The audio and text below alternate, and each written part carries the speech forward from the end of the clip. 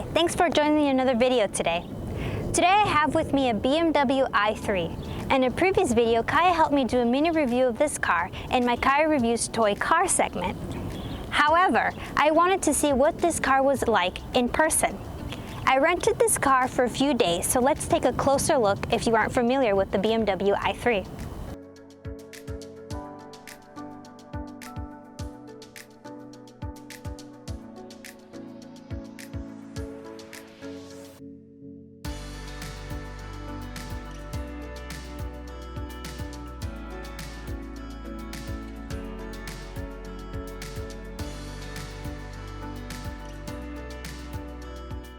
The BMW i3 is a rear-wheel drive and can either be purchased as a full battery electric vehicle or a plug-in hybrid vehicle.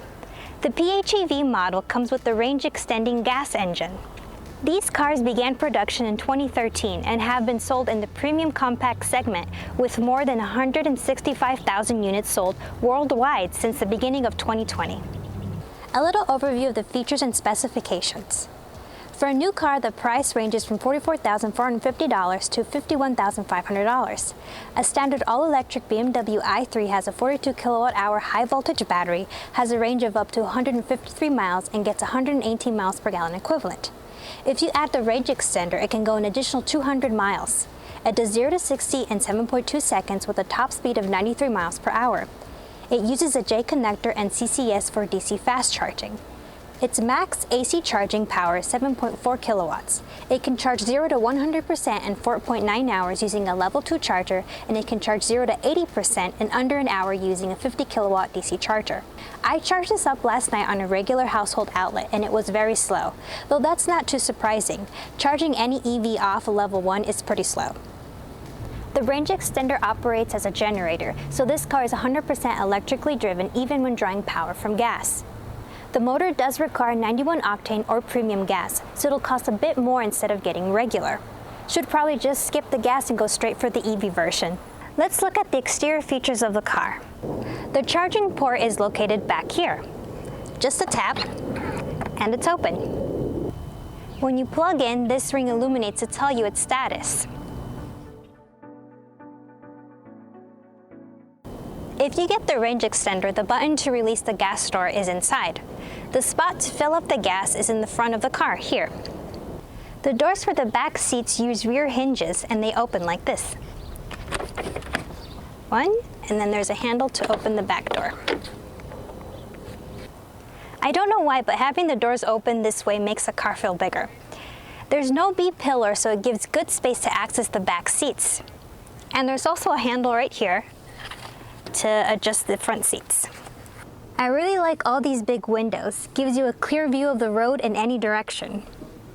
I am not a big fan of the design, but I know a lot of people like the compactness of it.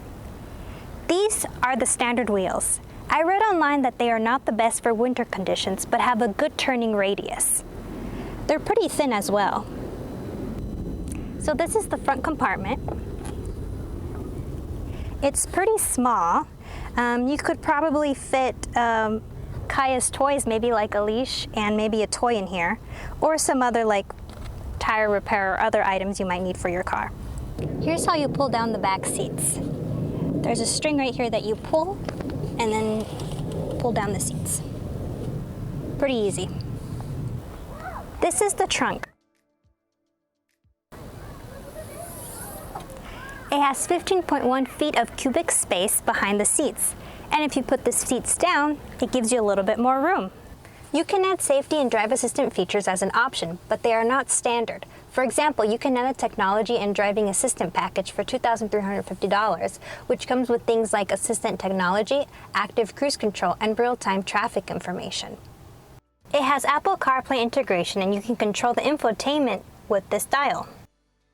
The car I'm driving has a range extender, so the gas will kick in once the battery is below 6%. The car can drive in Comfort Mode, Eco Pro mode, and Eco Pro Plus mode. The Eco modes change the driving feel of the car, and they also limit the climate control. So to get the full power of the heater in the winter, you'll need to set it in Comfort. There's a lot of cup holders in this car. Like up here, there's 1, 2, and 3. Then there's 4, 5. There's also 2 cup holders there. For me, there's a good amount of space for me sitting back here. I mean, it's still kind of tight. But one of the things I was noticing is if I wanted to get out, I need the passenger to open the door for me first, because I can't open this door on my own. That door has to open first, and then I could open this one. So I kind of don't like that. Accessing charging stations isn't the easiest. You have to navigate through a few menus before getting to it. First you have to go into the menu, then go to navigation, then to map, then let me remember, points of interest, oh there it is, and right here is charging stations. So it's searching for points of interest. And here we have some. Let's click on this one. And it gives you some information about the charging station. You can also use the BMW iRemote app. The app gives you information on your car's charging status, charging stations, remotely lock or unlock your car, and control the climate. It also gives you information on your car's efficiency. The car is made with low environmental impact materials. I can feel all the different textures through the car. It has the option of having open-pore eucalyptus wood in the interior. Some of the interior panels are made from recycled plastics and sustainable fibers. I rented this car for a few days just to get a better feel of how it drives. This car is pretty fun to drive. I'm gonna test out the regen braking on this. So, let's see. I'm approaching a red light, so let me let off the gas pedal. And, yep, it's slowing down very nicely. A lot of regen going on. And I even hit the brakes because there's a car in front of me. Not bad. So the car is pretty comfortable. I like that I'm high up. I have a good view of my surroundings. I'm currently driving on the freeway and it's pretty quiet. There's not a lot of road noise, but I do hear some wind noise coming in through the doors, I think, in this area. Alright, I'm going to try a quick launch from this car. Let's see how it does.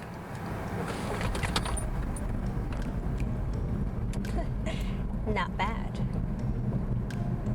I still feel that instant torque from the car. It's not the greatest, but it's there. You could feel it. This is the first time I'll be charging off Electrify America, so it'll be like a little mini review of it. These cords are very thick. It's actually a little bit heavy for me. That's okay.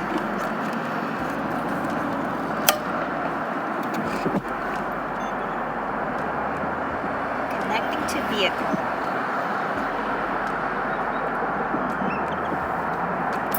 Right.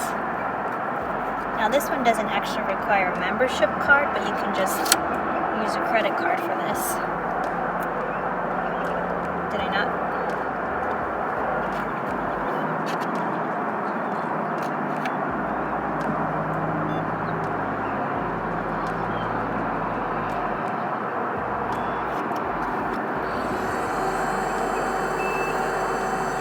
Authorized. Oh, I heard it click. Wow, it's very loud. I wasn't expecting that.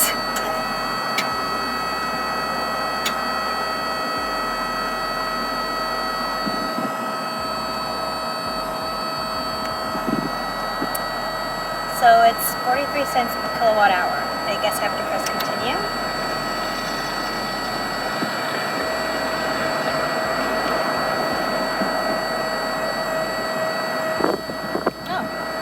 Charging now?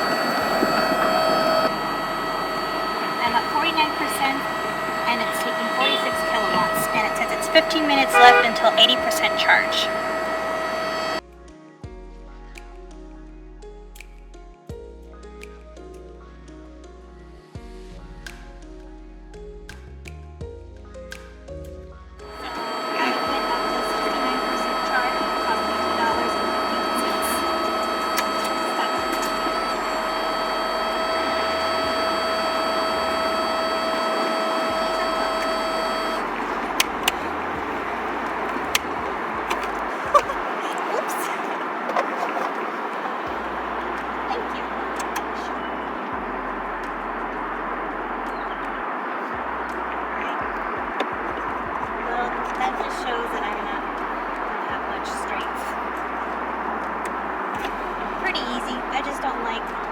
the thickness of this cord. It's a little bit hard to maneuver. Whatever. It's a fun city car. I just wish it had more electric range for its selling price. But if your daily commutes aren't that long, then this won't be a problem. It does have its own uniqueness, and I like the environmental and sustainability portions of the vehicle. For city driving and going on shorter trips, it's great.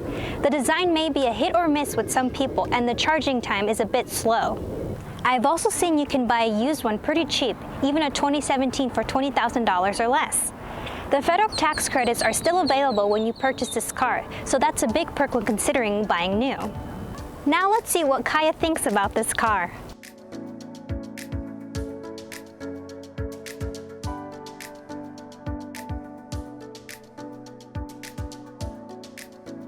Thanks for spending time with me today. Make sure to subscribe for more EV content and follow me on social media at CallasEV and CallasTesla. Kai's my dog. And make sure to check out my website at www.callasEV.com. That's all for now, and happy charging. Since I'm driving a BMW, I guess I shouldn't use my turn signals, huh?